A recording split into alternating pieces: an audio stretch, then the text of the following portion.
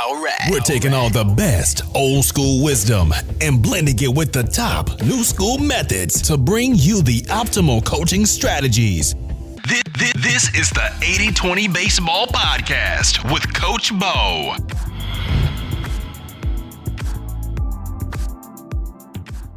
Welcome, coaches, parents, players, the 80-20 Baseball Masterclass here with you, Coach Bo. Our weekly get-together, talking baseball, getting better as coaches, developing better training routines, systems, better practices, better teams, better game performances at the end of the day, and having a lot more fun along the way, developing better team cultures. First, before we jump into episode 101, the 101, email me, Coach Bo at 8020baseball.com, Coach Bo at 8020baseball.com. Email me if you're interested in joining our fall online coaching clinic. I have been fired up to see the interest that's coming my way. A lot of emails, interest in the 80-20 Baseball Fall Coaching Clinic, which is in all likelihood going to be hosted the week of November 15th. The exact day that week, not determined just yet, but it'll be the week of November 15th with a time slot of 5 p.m. Pacific time, 6 p.m. Mountain time, 7 p.m. Central Time, and 8 p.m. Eastern Time, trying to facilitate everybody's schedule to do it in the evening and maximize the access for all of you that are listeners of this podcast of the 80-20 Baseball Masterclass. It's going to be 90 minutes with a 30-minute Q&A. The plan is to have a fall coaching clinic, then a spring, late winter coaching clinic beginning of February. So I guess that would be a late winter, getting ready for that spring season, a coaching clinic then that will cover, it'll be almost a phase one, part one coaching clinic, and then a part two coaching clinic. Don't worry, you're going to get tons of stuff in this first one. And then in the second one, we're going to build off of it and cover even more as we get into that part of the year when it comes to the baseball season. Also, there's going to be a pitching clinic, a pitching specific only clinic, because pitching is so valuable, but it's very misunderstood and it's hard to get access to good quality coaching in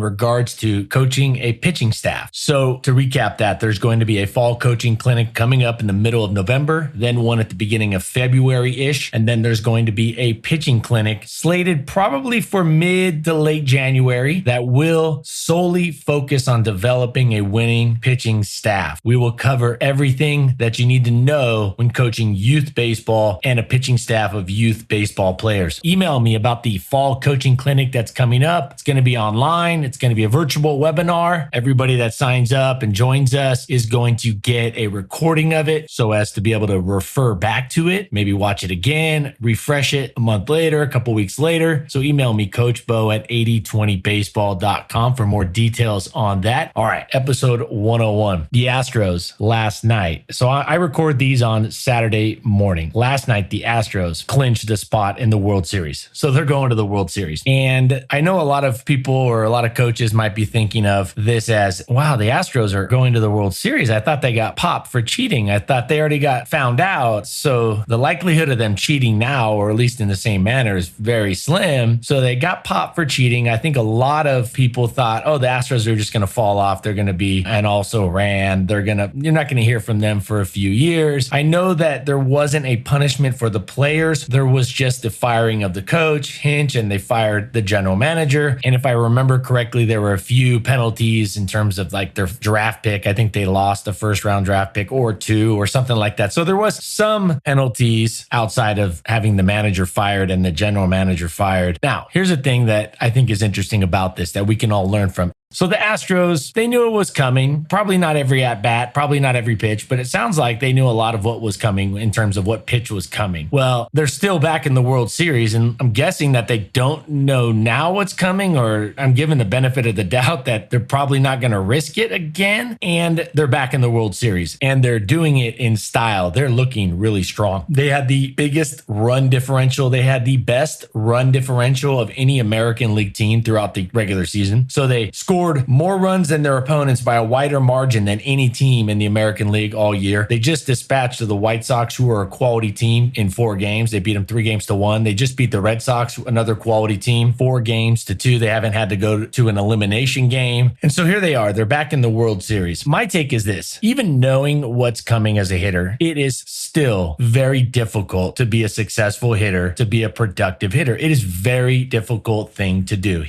Being a productive hitter in baseball is a very, very difficult task. It is very, very difficult. That's why the fail rate is much higher than the success rate. Productivity, or being a productive hitter, is extremely challenging in baseball. You know, a lot of you have heard the adage, the hardest thing to do in sports is to hit a baseball. It may be true, I don't know, but it is very difficult to be a hitter. And even when you know what pitch is coming, you don't know how that pitch. See, watch a baseball game, watch a World Series game, an upcoming World Series game very closely. Watch the pitch very closely. Watch all the pitches very closely. You will very, very, very likely not, it is very likely that you will not see a exact replica of a breaking ball from one to the next, from one breaking ball to the next, from the same pitcher in the same inning. There's different horizontal break, there's different vertical break, sometimes a little different velocity. Pitches vary. Fastball location varies. Pitchers very rarely hit that glove without the glove moving at all, even at the major league level. Pitches that are supposed to be on the outside corner end up on the inside. Sometimes they're supposed to be up high, they end up low. Have you ever seen the catcher call for a high fastball? Happens all the time. And the pitch is down at the knees. It happens a lot. Now, at the major league levels, it happens a lot less than at the lower levels. Of course, that's why they're there. If they couldn't do it consistently or a little bit better than the rest, they wouldn't be at the top level. But my point is this: even knowing that a fastball is coming, you still have a strike zone at the major league level. It's over 400 square inches in area. It's over 400 square inches. That's just the strike zone. And if you've been watching these games closely, you know the umpires are giving an inch or 2 inches in some of these games off that strike zone. So now you're about 500 square inches of real estate you got to cover. So you may know what pitch is coming. The hitters may know what's coming, but they still have to put a good swing on it. They have to be on time. They have to account for different vertical and horizontal break and velocity and spin rates and things like that. So my take is this: being a hitter is very difficult, and that's why it's so important to have a good hitting plan. The Astros always have had a good hitting plan, and they continue to show a good hitting approach. The 80-20 baseball hitting approach, probably one of the most useful things we've talked about on this podcast since day one. Have plan A, which is a less than 2 strikes. You're looking for an A+,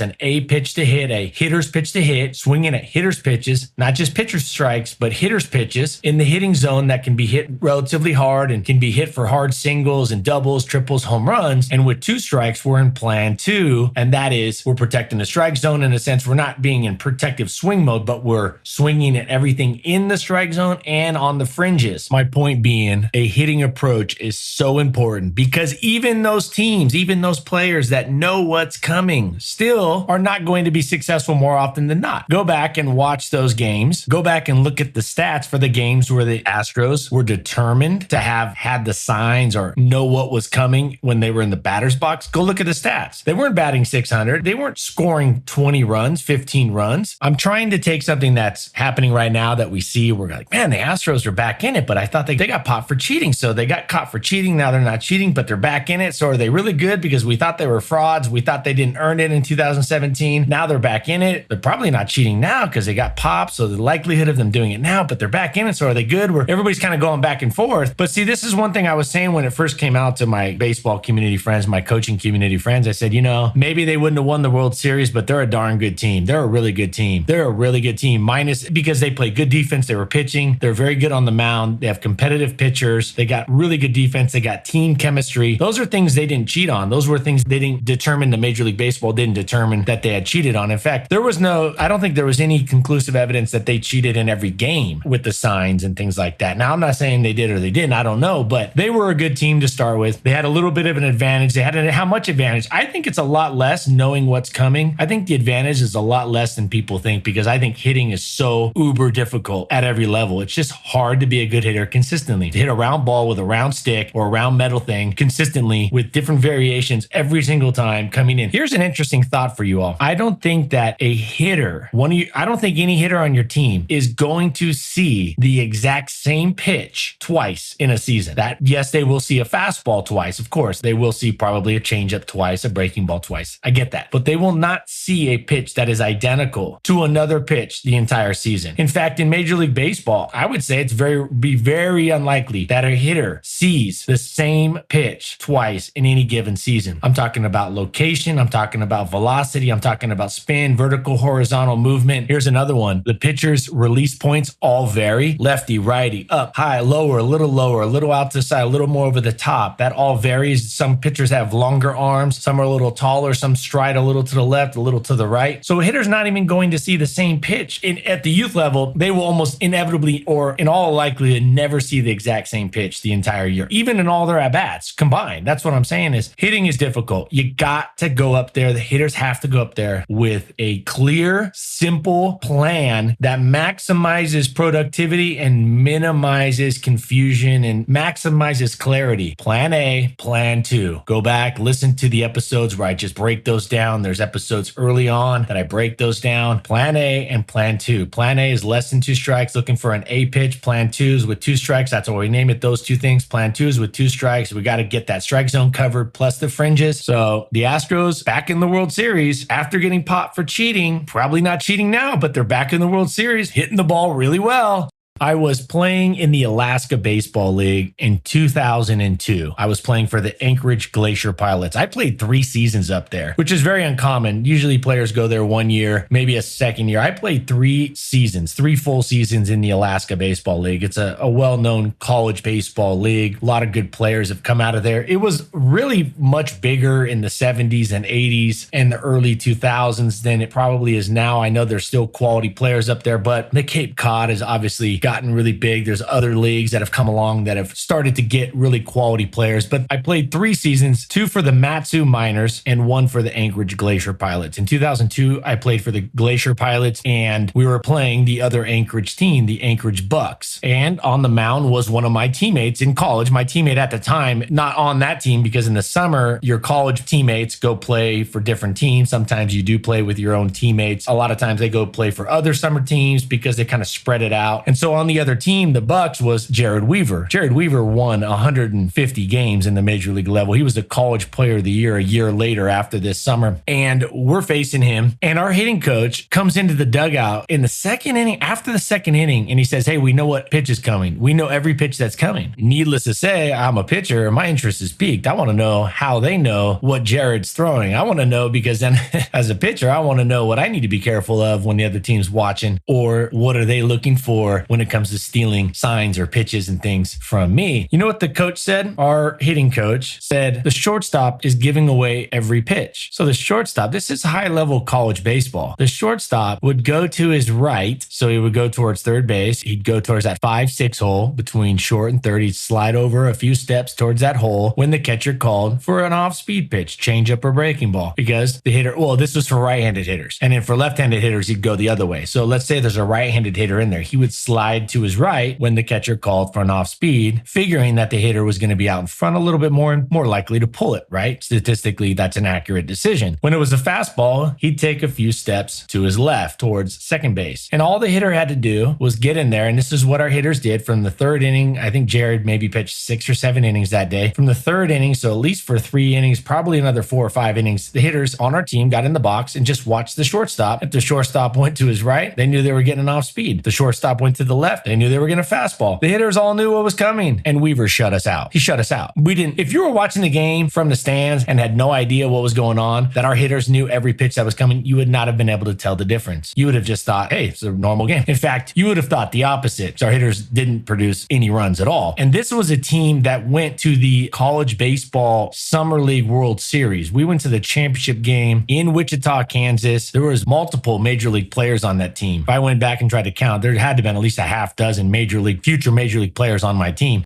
Now, I'm not saying that knowing what's coming doesn't boost your chances. What I'm saying, I definitely think it does help. It's got to help over the course of, say, a long season. If you know what pitch is coming, it's going to help. Here's the thing. I think hitting is so difficult, and that's why I'm so big on the hitting plan, the plan A and the plan 2 plan, and just teaching that. Get that pitch selection done right, because that to me is the biggest game changer, and then you move from there. at the end of the day, what's going to make or break your season is having a good hitting approach and then getting the swings improved, incrementally making adjustments with the swing throughout the season, but getting first ironed out that hitting approach. All right. So I heard the other day, somebody said somewhere, I think it was on Twitter, they said, we need to teach kids the fundamentals. And I hear this a lot, but I don't always hear what those fundamentals, I don't hear the follow-up with exactly what those fundamentals are. And what they're trying to say, and I agree with them. I think when somebody says we need to teach kids the fundamentals, I think that's definitely the right mindset. But what does that mean? When you hear fundamentals, it's a little bit vague. And so I wanted to clarify that. When you hear that, and coaches that talk about the fundamentals like this, they're spot on in terms of their mindset. But what they're saying is, and this is what they most often are saying, is the fundamentals are those key 20% that bring 80% of the results. Now, I know that's not an exact ratio, but the 80-20 principle, what they're saying is the fundamentals are the 20%. They are the 20% in that 80-20 ratio, that 80-20 principle, the 80-20 rule. Sure, it's not an exact ratio, but it's to give an idea. It could be 10-90, it could be 30-70. I know I'm inverting and flipping the numbers, but you guys get what I'm saying. When people say we need to teach kids the fundamentals, when you hear that, what they're saying, and you're going to hear this from good coaches, you're going to hear some coaches in your area that are bigger, high-level coaches. If you hear that, you need to translate that to, they're saying, cover the big needle movers first. Cover the big needle movers first. Playing catch, quality, accurate throws, fielding ground balls cleanly, pitching with command, with more than one pitch, good command, accuracy, and control out there from your pitchers, and then hitting, getting in the box with a good plan and consistently executing that plan. Those are the really big fundamentals. Fly balls is part of that. Base running is part of that. The biggest fundamentals, when you hear somebody say, when you hear a coach or you're watching a coach speak and they say, you got to cover the fundamentals. You got to be good at the fundamentals. We got to teach kids the fundamentals. Really, the main fundamentals that they're talking about are playing catch. Throwing accurately is huge. Being able to throw and catch, throw and catch, throw and catch, fielding ground balls, catching fly balls, throwing strikes on the mound, and having a good approach at the plate. Those are the biggest fundamentals. Now, you could break it down into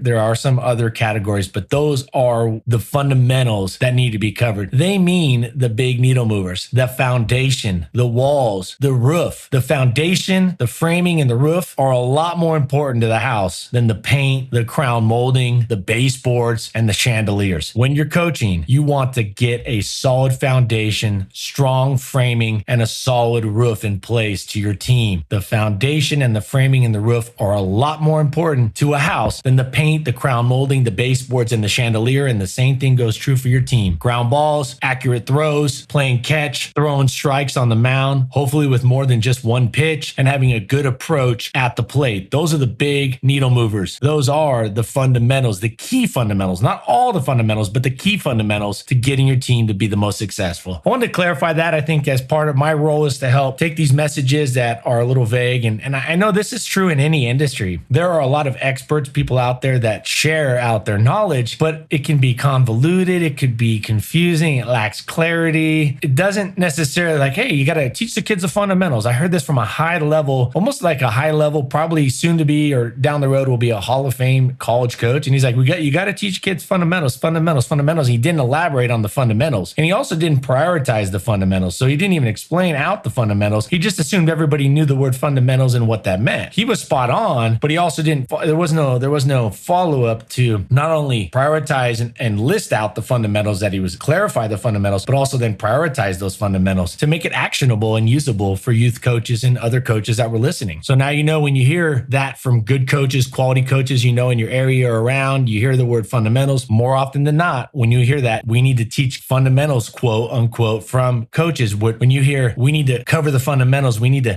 be good at the fundamentals. That's what they're talking about. They're talking about those 20% of things that bring 80% of the results, ground balls, throwing accurately, making those catches, throwing strikes on the bump, and having a good approach at the plate. Okay. Part three. It's going to be a quick one. My brother-in-law posted a chart that I thought was really interesting. It charted out the average length of postseason games from 1960 to 2021, actually through last week's games. The average game back in 1965 was 2 hours and 30 minutes, the average playoff game. This year, I believe it's 3 hours and 35 minutes. 3 hours and 35 minutes versus 1965. The average game was 2.5 hours. Now it's over 3.5 hours. This is postseason games. So I thought about this and I said, you know what? One of the biggest things you can do to make your practices more fun has nothing to do with rah, rah. It has nothing to do with being all bubbly and playing a bunch of games and playing capture the flag with baseballs instead of a flag, or playing dodgeball, or playing other types of games. Just, like having like a circus out there, that isn't a bad idea to do some things like that from time to time. I'm not saying you shouldn't do some of those things from time to time. I'm a big dodgeball fan, not with real baseballs and not with things that are going to knock somebody's teeth out, but I'm a big fan of dodgeball with gator balls. I've talked about that in an episode prior. But the number one thing coaches can do to make their practice more enjoyable, outside of what they can do in terms of praise, but how they can build a more enjoyable practice, is to make the pace fast. Make the transitions fast. Action. Get more action. It's a win-win. The kids are going to enjoy it more. They're going to be engaged. They're going to be on their toes more, and you're going to get more quality reps. Fast-paced practices are a massive, massive competitive advantage just sitting out there. The only thing more inefficient over the last whatever, and historically, the only thing more inefficient than the baseball community when it comes to practices and training as a whole,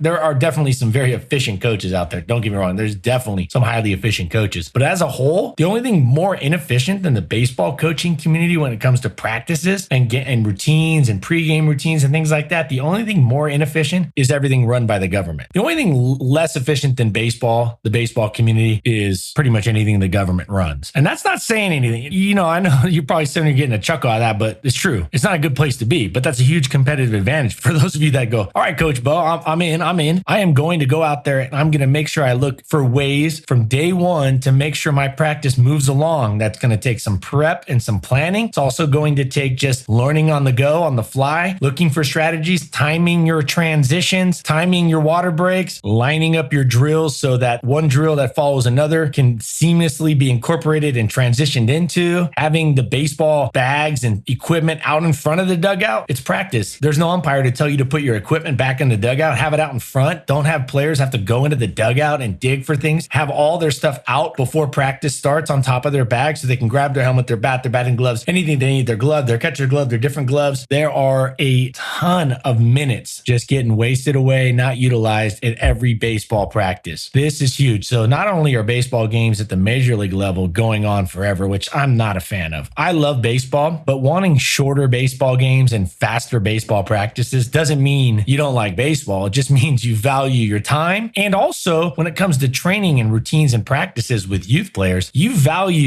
put a lot of value in knowing that if you can keep your kids engaged and ready and on their toes and moving, they are going to get more out of the practice. They're going to look forward to it. They're going to be engaged. They're going to be more up tempo. They're going to like that. And when they like it, kids like something, that's when they usually get pretty good at it. When they don't like something, it's really hard to get them good at it. So make practice something they like. One of the best things you can do is make sure that practice moves fast. If you need to slow down and cover something a little more in depth, that's okay. Just be very cognizant and very aware of when that discussion gets a little stale or starts getting a little redundant. Boom, move on. Next thing. If that drill can be transitioned faster, if that water break starts to lag and then you're over there talking with the other coaches and all of a sudden it's been 7 minutes. No. Back to get it going. Move. Quality reps at an efficient rate. Kids love it. They want more of it. So don't run your baseball practices like Major League Baseball runs these postseason games. Fast-paced, or at least up-tempo, upbeat, efficient. It's not always going to be like just some like really crazy scrum and things like just kind of all, it doesn't have to be all crazy, but it just needs to be efficient, looking to take out extra steps here, take out this step, take out that step, while also keeping it safe. High quality reps as fast as possible. Cut out downtime, cut out transitions, make it more fun for your players, and they'll want to be out there and they're going to get a lot better. That's going to wrap it up here. The 80/20 Baseball Masterclass coming together here each week. Email me, Coach Bo at 8020baseball.com if you have a question or if you have some interest in the coaching clinic, the fall coaching clinic that's coming up. Follow me on Twitter. That's the only social media thing I do, and that's only baseball related. I don't know.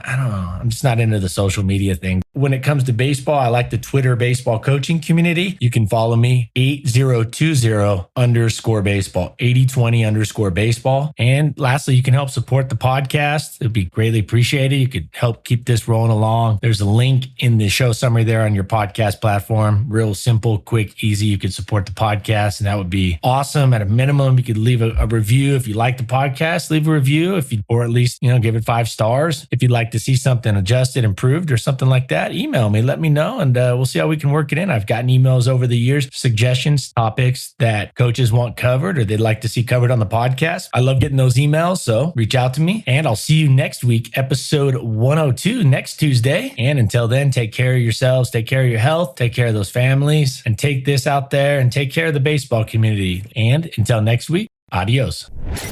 This has been the 80-20 Baseball Masterclass. Take it to the field.